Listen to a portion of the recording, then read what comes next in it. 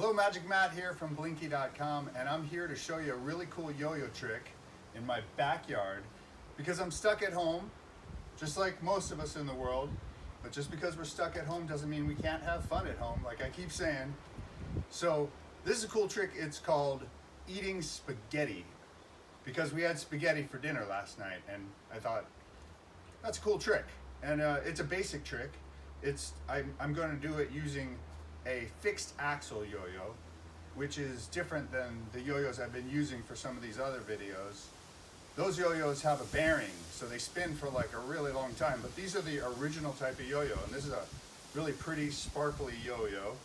It's called an Ultimate Koosh Pro Yo, and spins pretty well. It's a fun yo-yo, and you'll see why it's called eating spaghetti. Here we go.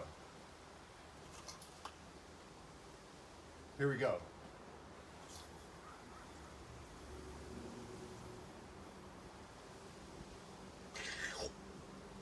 That's eating spaghetti. You get it?